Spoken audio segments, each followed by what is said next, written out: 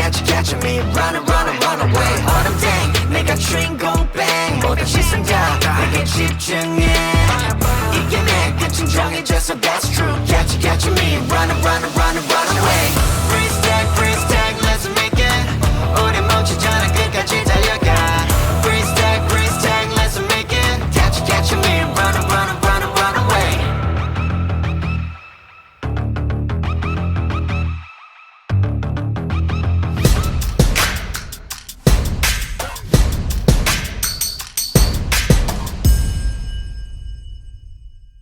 Yes, hello and welcome to another vlog here from BenalRida in the new year 2026. Happy New Year. This is my first test ride in this year and we have a goodie here. I wasn't able to test ride this in the last year because the dealer did not have any test ride models, unfortunately. Here, now we have the new Honda Forza 750 2026 model year here available. And it is very nice. I like the design. Actually, I like the design better than the previous model. So that is the big brother or the brother or the sister, whatever you want to call it, with the X80V 750, which I have. I have an older model, 2022. They ride not quite identical, but similar.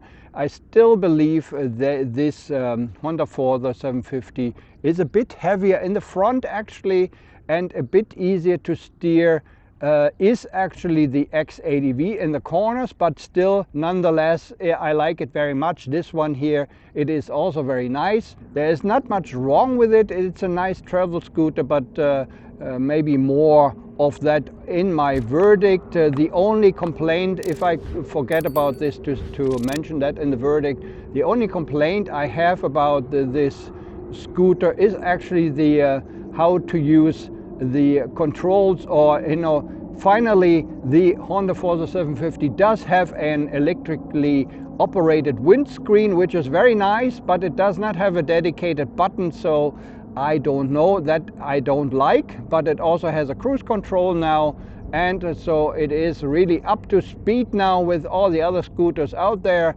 Pretty nice, and has a pretty nice boost from down below. Pretty nice power. So when it comes to the controls in the front, we have the brake lever here for the rear disc brake. It is adjustable in 6 positions here, actually not too bad. We have the new control unit here for the new display. New, I will say, because last year we already had this, but I wasn't able to test it. So for me this is new. We have the up and down shift button here. Down, up for the DCT. It is automatic, but if you want to shift manually, you can always do so. And of course we have 2 modes. We have the fully automatic mode, and we have a fully manual mode as well. Then we have the light switch here for your index finger. We have the regular low beam. We can switch it to high beam, and we push it down for the passing light. We have a mode button here. We switch all the different modes.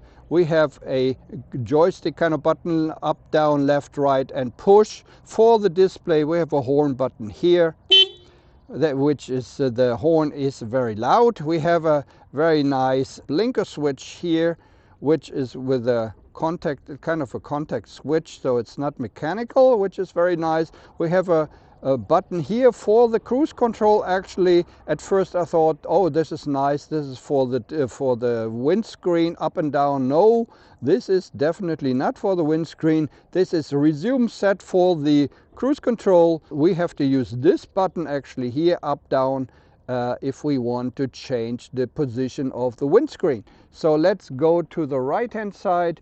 We have the throttle here. We have a brake lever, also adjustable in 6 positions for the front disc brakes. We have a switch here for the DCT manual, which is always it will always be in manual mode when you first turn it on. Then you have to put it into D or M mode, drive or manual mode. And we have a hazard light switch here, and we have the on off button here basically for the cruise control. On this side as well, we have a parking brake here actually, This is for acts on the rear disc brake. So if you set it on the side stand here, I have it now on the center stand. If you put it on the side stand, you kind of protect it from rolling away. In the middle, we have the console here for push on. It, of course, this is all keyless go. We have a push button here, turn it on, and we can lock it here. We have to turn the handlebar and we can lock it here. And we have two buttons here. One is for the fuel tank and one is for the seat opening. This is what I wanted to add here for the middle console. And then we have the display in the front, of course, 5-inch TFT display, very nice and easy to read. We have all the important information up on the left-hand corner. We actually have the riding mode there. If I switch it now, we have sport, we have rain, we have user 1, 2, and we have standard. As you can see, it is a little bit laggy actually. I don't know, maybe it's supposed to be like that or not. On the right hand side, top right, we see the clock, which is not connected. I have not set it yet. If you connect it to Honda RoadSync app, it will be set automatically. We also have the temperature up there. As you can see, we have the indicator for the daytime running lights and attention symbol because we have a low oil pressure because the engine is not running. And the left hand side, we also have an indicator for the gear, which gear is in there. And we have the fuel tank capacity, which shows, you know, the remaining gas in your tank. Down below we have actually, yeah, you can see it now.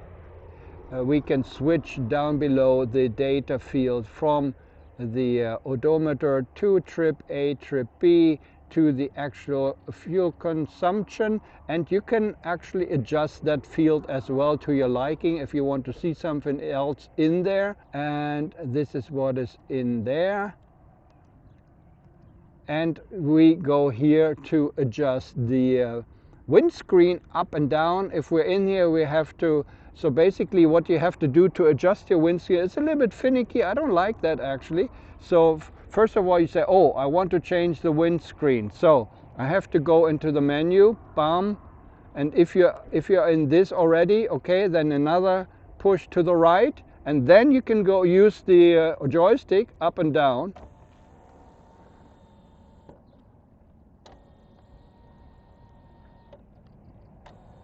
But after a few seconds, that will also be reset, and then you cannot use this button anymore, and then it will be available again for the display. You can go into the, you know, here you can reset all your trips, and this is the settings menu. I will not go through all of this now. We have the different riding modes. You can adjust them actually to your liking. As you can see, you know, you can make it stronger or less powerful. How the engine brake, there's P, power, engine brake, drive, T, traction control, and the D is for the drive unit. You can adjust all of these settings to your likings. We have two different user modes actually. We do not have a gravel road as on the X80V.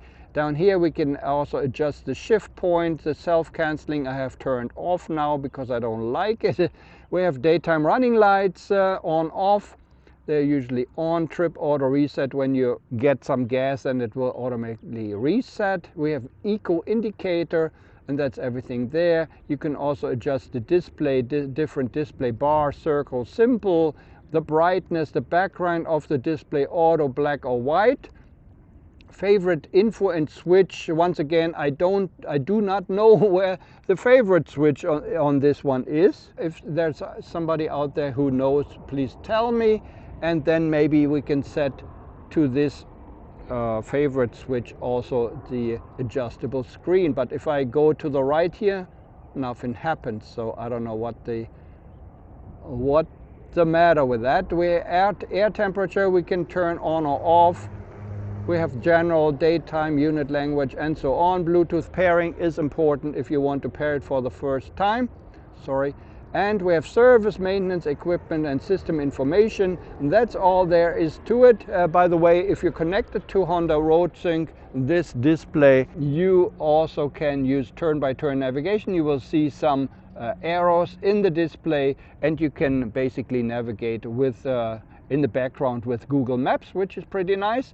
And that's everything about the display. We have a little cubby hole on the right here, which is fairly small. We have the documents actually in there, so it goes a little bit deeper, but it's very slim and not much. You cannot really put anything in there unless you have very small gloves, for example. They would fit in there. And of course, you know, we have the opening of the fuel tank here. The fuel tank is here, and we have the opening of the seat. It looks like this when I open up the seat. And one full-faced helmet can fit in there. Mine is a Shark Spartan size M. I will put the picture on the video for you. We have a little courtesy light, as you can see here. It's in the middle this time, so maybe it's better for the storage compartment. We have some tools here, and the new in 25-26 is that we have two of these shocks here for the seat, which is a little bit better to operate. Mine still, they had only one, but here we have two shocks. Pretty nice. So this is a new Honda Forza 750 2026 model year, and we'll take it out for a little ride. Let's go. So the seat height seems to be a little teeny tiny bit lower than on the X80V, about 3 centimeters I think. And yeah, it's not that much of a difference. You know, as I said, I have the X80V, but a little bit helps, of course, if you're not that tall. I'm 175, 5'9". So we have turned it on already. Let's turn on the engine. Okay, there's also another thing I'm not sure about, because I thought I had put up the windscreen to the fullest upmost position. Now it's all the way down. I don't know if that, I don't know, maybe it's just my fault, but if it always lowers and doesn't go back up, that's kind of a bummer as well, I think. So where do we have to go? Okay, here. Now we have to go up here, then there, and then go up here. Okay, upmost position, and we put it into first gear. This is the regular driving mode. I think it also does not remember in which mode you were in. That's another thing, but that's with all the, basically with all of the not the lineup, but with all of the model years, you know, they don't keep the riding mode, which is also a little bit of a shame, I think. So whenever I get on my X80V, it always is back to standard, although I had set it to sport when I turn it off. You know, that's also another thing, but that is not particular to this model year. That's always been like this.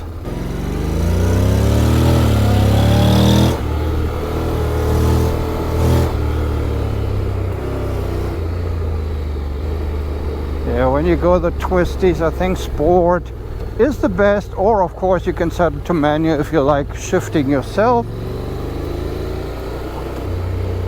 I'm an old dude who doesn't want to shift, so you know, I just set it to sport, and that should do it. I just noticed when you're in fairly low RPMs that also the gas is kind of, you know, twitchy. So you have to be careful in the corners. And the handling is very good, as I said before.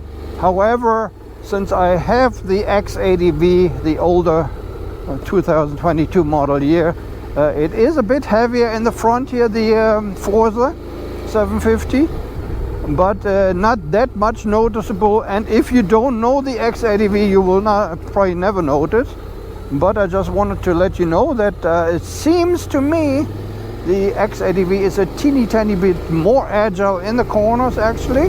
This is more like a regular a mile eater upper. Oh, we have so many sheep here. So yeah, you can put some side cases on it. You can put a top box to onto the rear here, and then you have a lot of storage space. Actually, I have all of that at home as well, but I only used it once. I also have these electrically heated grips that came in an extra pack. You have different packs with this one.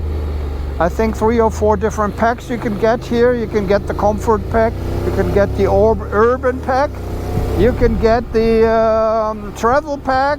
I think that's about it. Maybe 3 packs. And in one of them there's a 2 side cases, and there's a heated grip somewhere, maybe in the travel pack, I don't know. But I remember you never get it with the 3 cases. You would have to buy the top box then separately, which I had to do because they don't have a pack for everything. Go.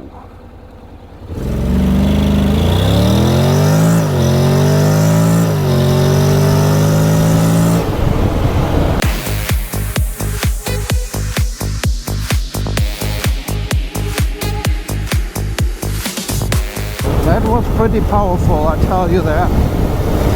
Definitely, maybe on the second run, you know, because I'm not really familiar with it. Only I have mine, but I never do these extreme maneuvers. And on the second run, maybe we would even get a better 0 to 100 on this. I hope I have the GPS data here. Yeah, it is a pretty fast beast, even from down below. Pretty damn fast. And yeah, a lot of power, I can tell you that, since we're back here in the city, basically, more or less. And we're on the highway, so you just shift down by giving it a little bit of a kick here. Kick down. We used to say kick down when I was young. I don't know if that is actually the correct word for this, because the Germans used a lot of these English words for things which are not really English, but maybe you can tell me, let me know in the comments. They have a lot of traffic cameras here now, so I'm a little bit unsure and insecure if they will catch me here now. But yeah, you can basically go any speed you like. Maximum Honda says is 168, and I think that's definitely enough. I mean, where can you do it? Only in Germany on the highway. All other countries should have a speed limit. So it's a very nice, powerful beast. GT scooter with some storage underneath the seat.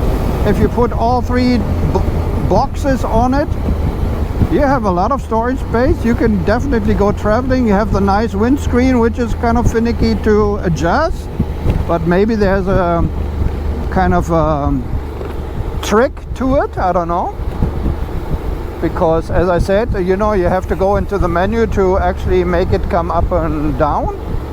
But maybe there's a trick to set it on a favorite button. I don't know where that button would be. Pretty nice, pretty nice, and I like it from the looks. The design is very striking, very nice this year, and definitely a contender in the you know, if you cannot really decide, okay, should I take the X80V? It is a very nice scooter. I was finally able to test this model year 2026 here in the new year. Thanks very much to ServiHonda here in Málaga for allowing me to do this test ride, and also while I'm actually having my X80V service here with a 4-year oil service basically. Yeah, thanks very much, and thank you very much for watching my video. Hopefully you find it useful. Maybe you can give me a thumbs up, and I appreciate it very much. Thanks very much. This is BenalRida. Take care. Bye bye. Cruising down the coast, sun on my face, on a brand new ride, taking my place from scooter first a beast, every mile's a test. I push the limits, give you my best.